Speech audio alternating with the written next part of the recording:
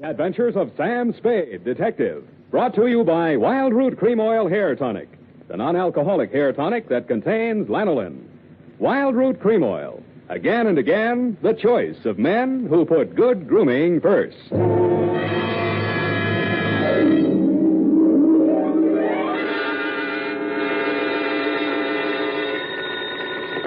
Sam Spade Detective Agency. That is the correct answer. You have just won $104 million, 6 deep freeze units, a stable of polo ponies with matching saddle soap, a terry cloth robe with chocolate bars pre-melted into the pockets, and a full-size, real, honest-to-goodness dreadnought, such as is used by Uncle Sam's Navy. Oh, I'm sorry you'll have to call back.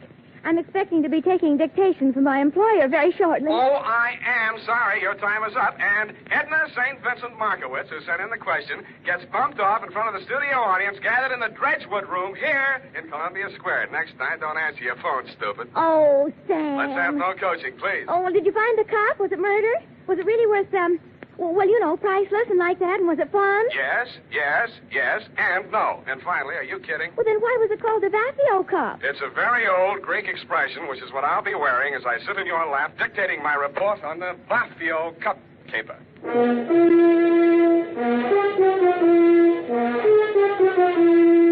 Dashiell Hammett, America's leading detective fiction writer and creator of Sam Spade, the hard-boiled private eye, and William Spear, radio's outstanding producer-director of mystery and crime drama, join their talents to make your hair stand on end with the adventures of Sam Spade.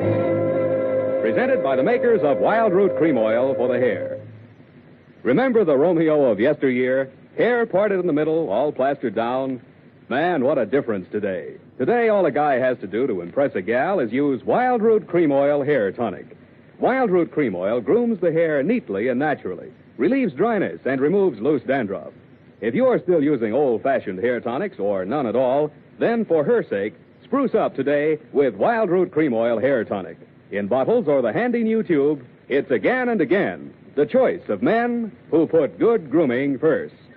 And now, with Howard Duff starring as Spade, Wild Root brings to the air the greatest private detective of them all in the adventures of Sam Spade.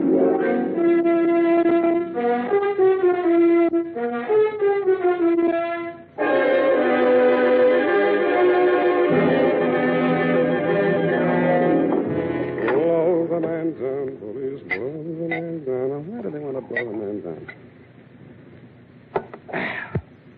Date, August 22nd, 1948, to Jethro Chiswick, Esquire. Oh, spelling, Sam. E-S-Q-U. No, Sam, I meant the name. It's, Chisro Jeswick. I did not say Chisro Jethwick. I said Jethro Chiswick. I mean, Chisro... look, we'll check it later. Oh, Sam, it might...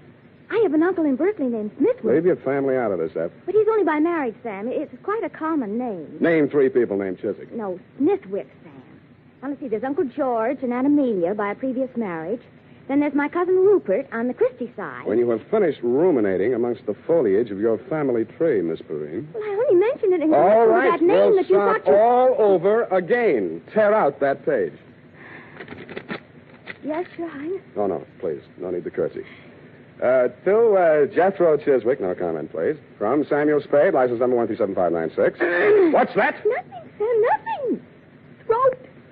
Subject, the Vaphio cup caper. Dear Commodore, that's the way I like you. Meek. I'd always considered myself fairly well-versed in the subject of cups.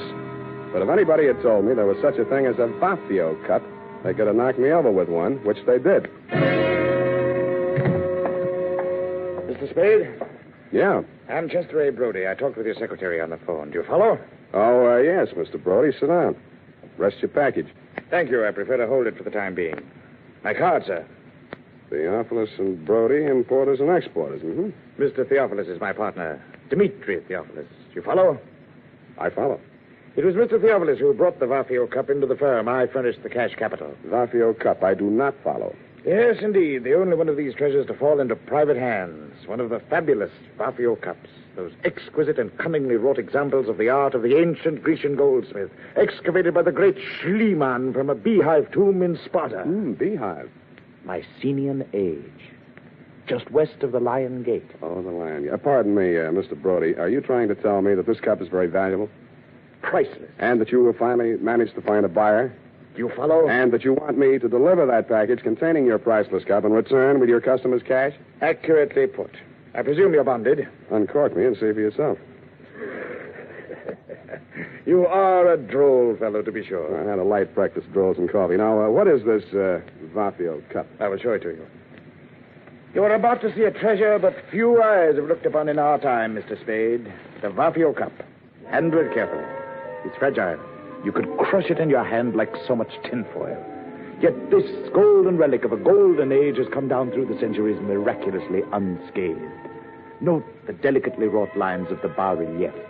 The exquisite draperies on the figure of the caryatid. The anguish on the face of the fallen hunter. The sheer brute force of the wild boar charging to the kill. Holding this golden cup in your hands, you encompass 3,000 years. Do you comprehend why there's no question of insurance here? Frankly, I don't. My dear man, an item such as this is worth only as much as a collector will pay for it. This particular collector has offered $200,000. It might never be offered again. You follow? I follow. Very well. Here's your fee, $100. I follow. And here is the address of my client in Los Angeles, Commodore Jethro Chiswick. Oh, now, wait a minute. You will take the noon train. Any questions? Yeah, why can't I go on a plane? Because I've placed an item in this afternoon's papers to the effect that the treasure is to be transported by plane. If I were a gun, when I read that item, I'd take the train. That would be your first thought. Then you would think they're saying they're taking the plane to make me think they're taking the train. Therefore, you would take the plane after all. Oh, would you? If you were really clever, you might say they're taking the plane to make one think it's the train, so I'll take the plane after all, and therefore... Never mind. By this time, he's decided on the bus. The train is perfectly safe. You follow?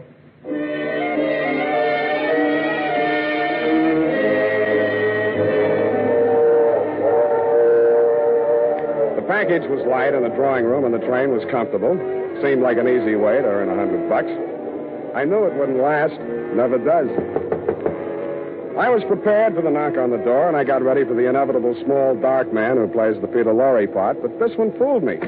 He was a tall, thin actor with sandy hair. Okay, Shamus, hand over the package. It won't be no trouble. Sure, there it is on the seat. Take it. Huh? It's okay. You got me covered. I won't make any move. Hey, what are you trying to pull? It's a stick-up, isn't it?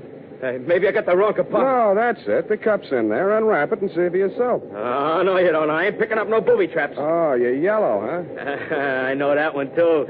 Don't cut no ice with me. Suit yourself. Game of gin? Hey, you're nuts. I'm getting out of here. Hey, wait a minute, pal. I'll buy you a drink. I don't drink. Lunch? In I go. Yes, indeed, Mr. Spade. I agree. Clarence is a very comical fellow. So are you. I took the liberty of stepping into your forecastle whilst you had your bit of raillery in the after companionway with my mate, dear Clarence. You mind? Not at all. Well, sir, I'm afraid you're going to mind a great deal. Oh! And that's how I met you, Commodore. I was so busy sizing up the .45 in your right hand that I didn't even notice when you left, whipped out of your coat pocket with one of the largest saps I have ever felt. The next time I saw light, you were gone, the Vaphio cup was gone, and the train was pulling into San Jose. I got off, rode back to San Francisco with a truckload of chickens, and headed straight for my client's apartment.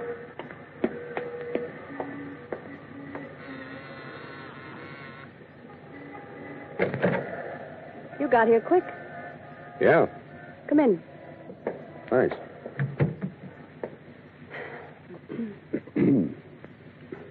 Well? Well, what? Look, we can't both play this deadpan. We'll stay no place. It's in the back room. What is? The body. You're from the police, aren't you? I'm a private victim. How dare you?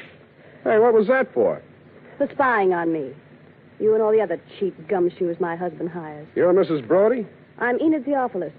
Did my husband hire you? My name is Sam Spade. I was hired by one Chester A. Brody, your husband's business partner. Well, Sam, I hope he paid you in advance, because he's the body.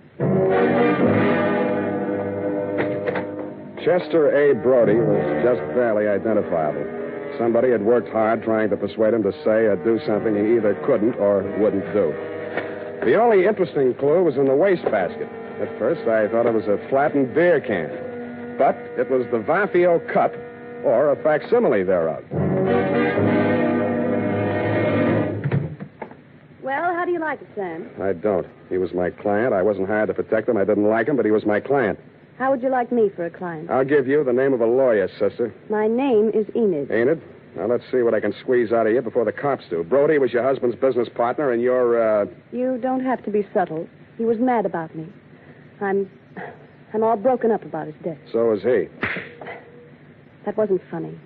That time I deserved it. You don't like me, do you? Can't you get it through that steel-jacketed brain of yours that you're in bad trouble, that there's a dead man in the next room, beaten to death, and you're not supposed to be here? Oh, I was supposed to be here. We were going to elope as soon as you brought back the money from that, Greek thing. Yeah, what about that Greek thing? It was an antique. It was called the Vaphio cup. Yes, I know about that. Yes, well, my husband dug it up in Greece and smuggled it into the country. Yeah? It was all he had, but it was such an important piece that he was able to persuade Chet, the late Chester Brody, that is, to let him in as a full partner. Then what? Well, they quarreled. My husband made some bad investments, and Chet wanted to sell the cup to save the firm. Dmitri refused. I didn't think it was fair, so I got the keys to his safety deposit box where the cup was, and Chet arranged to sell it to the Commodore. Did you get the money from the Commodore? All I got from the Commodore was lumps. He stole the cup? Roger. You've got to get it back. I've got it. Where? Here, take a look. It's ruined. Where did you find it? In a trash basket where it belongs. Dmitri did it. He must have suspected something and substituted a fake. That's it. He knows where the real one is. Somebody thought that your boyfriend knew. The one that killed him? That's the way it looks. And maybe that's the way it was meant to look. You know, somebody might get the idea that you palmed the genuine when you got it out of that safety deposit box. If I did, it was legal, and don't you forget it. A wife can't steal from her husband. Legally, they're one person. You can't steal from yourself. That's the law. I was wrong. You don't need a lawyer. Will you help me? I may hurt you, and it'll cost you anyway. I know what's good for me. Money. Find that cup.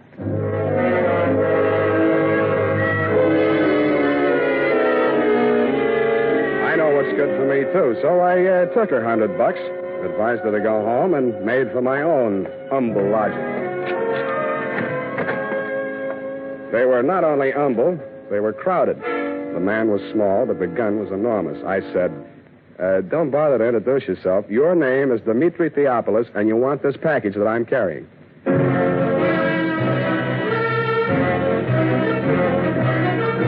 The makers of Wild Root Cream Oil are presenting the weekly Sunday adventure of Dashiell Hammett's famous private detective, Sam Spade.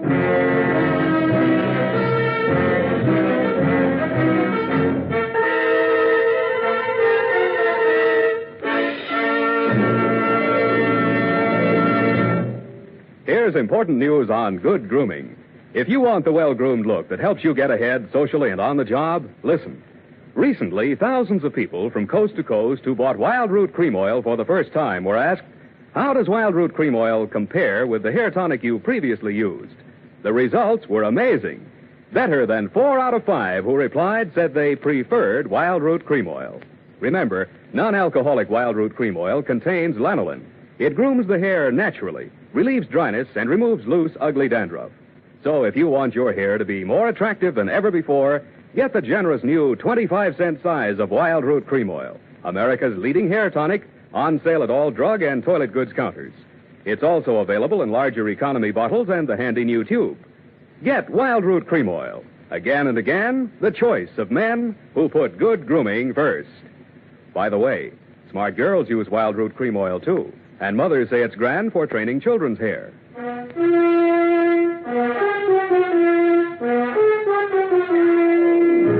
And now, back to the Vaphio Cup Caper. Tonight's adventure with Sam Spade.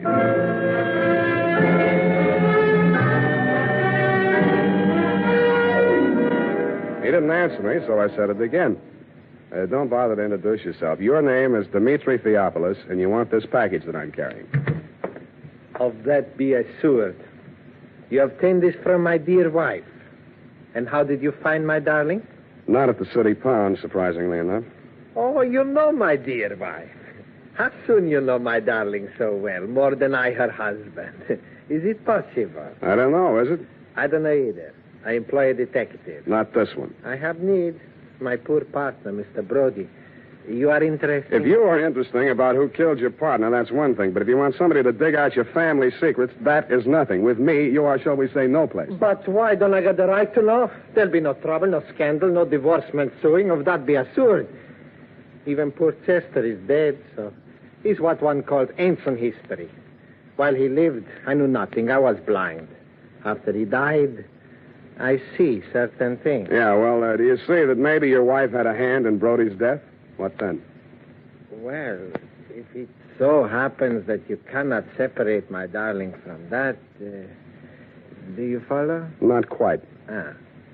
I'm not an old man, but my dear wife is but 22 and a truly lovely person. Oh, she's all right. Would it not be the part of husbandly wisdom to have, shall I say, a hold over her? If she's guilty, you won't need it. Good. Please, I cannot hold the gun and handle my wallet at the same time. Please. No, thanks. You keep the gun. I'll take the wallet. Oh, you trust me. You will work for me. Yeah, I'll work for anybody. Here, I left your cab fare. Oh, assuredly, you are so very kind. Oh, I'm not so Now kind. the package, yes? No. Then I don't hesitate to suit you. Oh, wait a minute. Yes? This is the fake. You sure you want this? Assuredly, yes. A man has already been killed for it. Your life's a high price to pay for a fake, though fancy, tin cup. You still think that's the price? Brother, I know it. Then you know I will kill you for it. Okay, if it means that much to you, and I guess it does, it's all yours. Okay, thank you. Okay. Please remain where you are. If you follow me, I will surely suit you.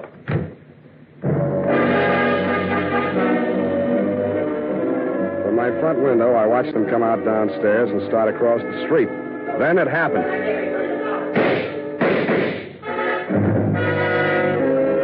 I saw the gun flash as it fired, and Theophilus slumped to the pavement. The package slid away from him into the gutter. I beat it down to him.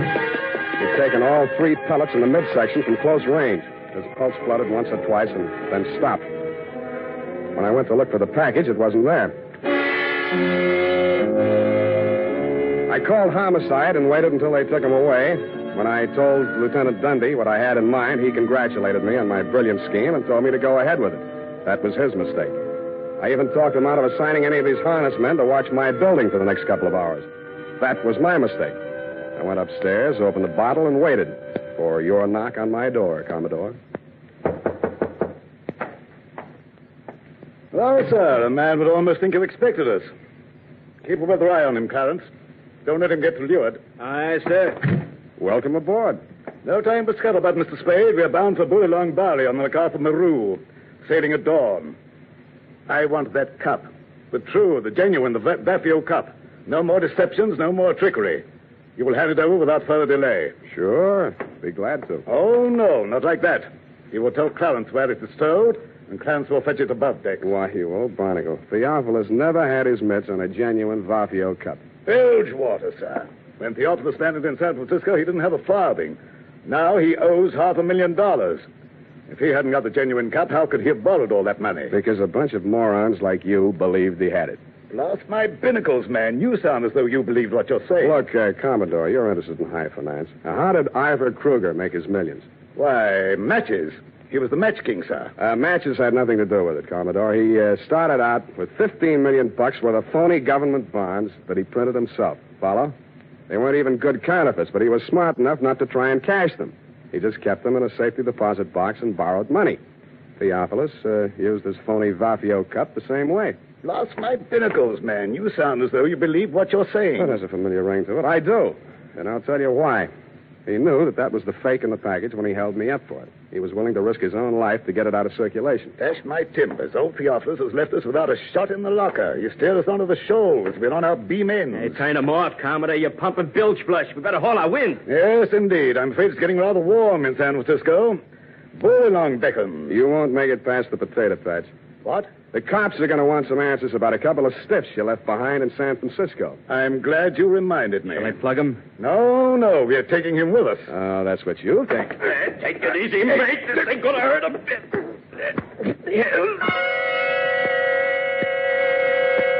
A reek of chloroform filled the room, and a fist pounded into my belly. It knocked my wind out, and at the same time, my nose collided with something wet and cold. I swung out, but didn't connect. Before I could swing again, the room blurred, and a ceiling light floated down to meet me. Then the lights went out altogether.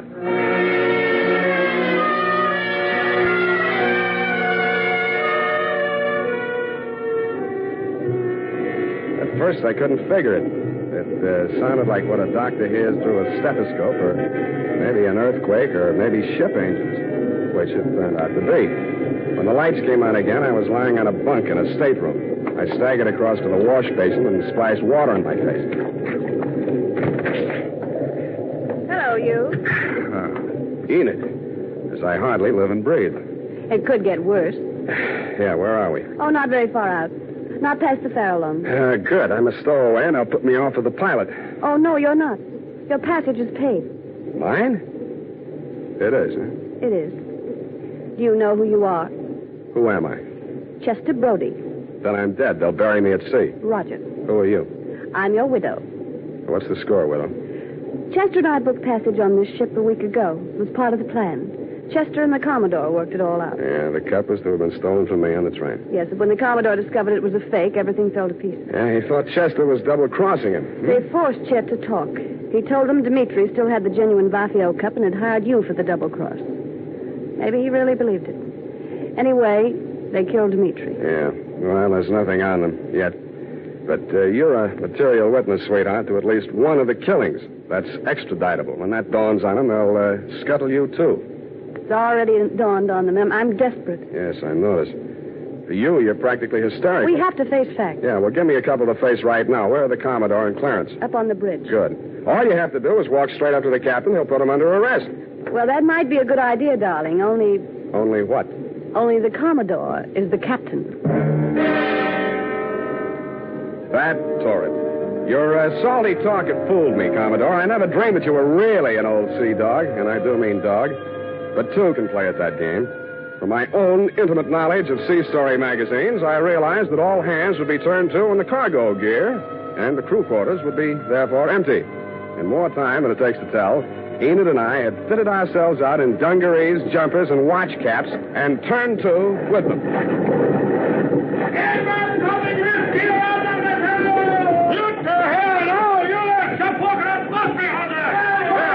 You two, look alive. Stow that preventer. Oh, me? You may recall, Commodore, you may recall me as the man who ran for a fire extinguisher when the bosun yelled, stow the preventer. But experience is the best teacher, and by the time we hove to put the pilot over the side, things were in such a state of confusion that you had retreated to your cabin with a quadruple ration of grog. Seizing that moment, I threw Enid over the side, yelled, man overboard, and jumped in after it.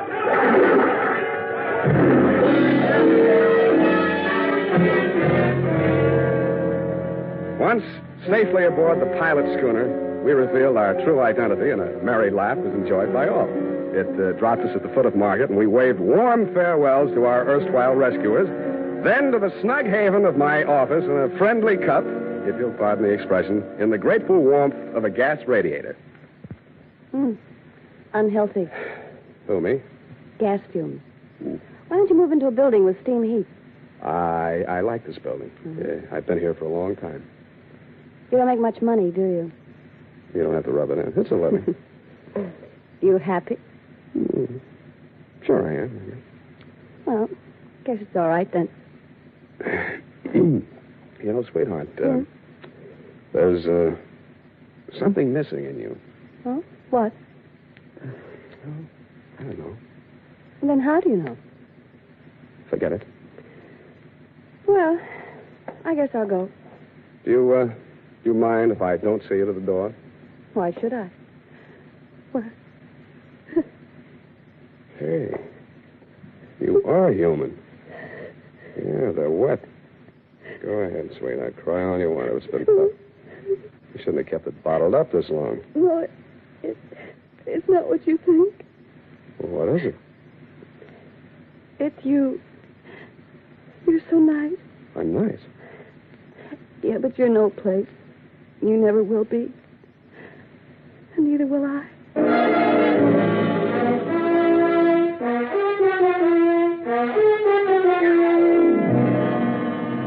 And that, Commodore, is the cargo. It was nice seeing you again down at the hall. They tell me you and Clarence are both trying to turn state's evidence. But according to the late bulletins, Clarence was leading by a neck in the stretch. Get it? The DA was afraid the jury might not understand your salty talk. Period. End of sea chanty. Oh, Sam. Yes, what? Oh. Hmm? Oh, I just can't. Well, why can't you? Are you feeling okay, F? Oh, Sam. Hmm? You betrayed your trust. You... Effie, speak to me. What is it? I betrayed my trust. What? Those criminals were on that boat. Yes? And you jumped overboard. You feel that I was recalcitrant? Is that it? That my actions were not true blue, clear cut? Is that it? Oh, I'll just go type this up, and I'm sure you can explain. I hope you can. I hope.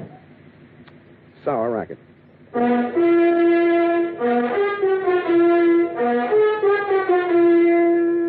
Question: what's the easiest and best way there is to give your hair that well-groomed look?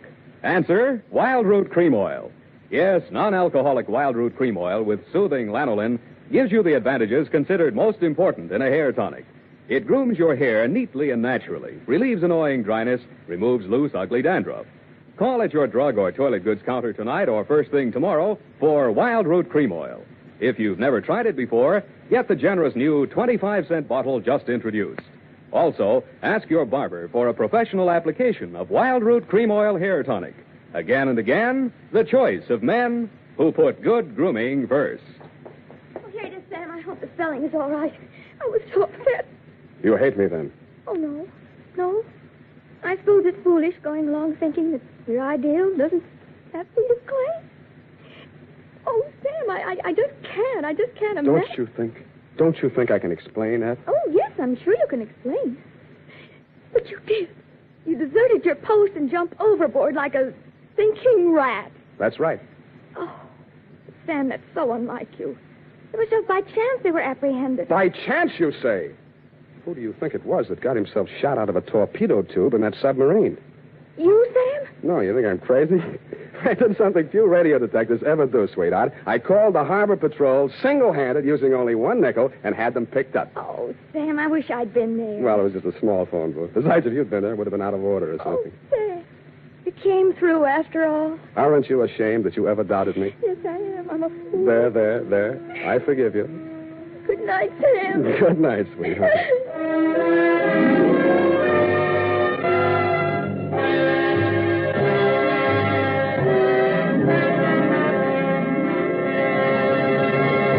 The Adventures of Sam Spade, Dashiell Hammett's famous private detective, are produced and directed by William Spear.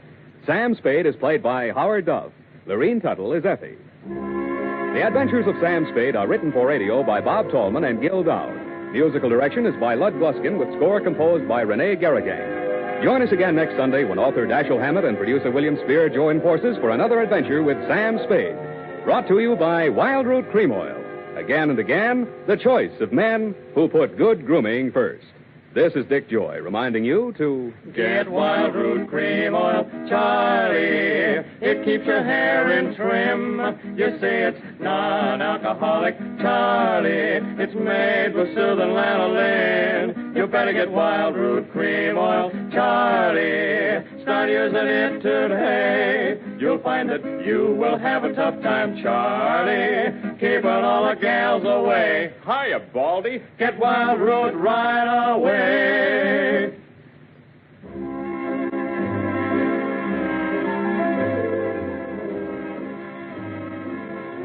This is CBS, the Columbia Broadcasting System.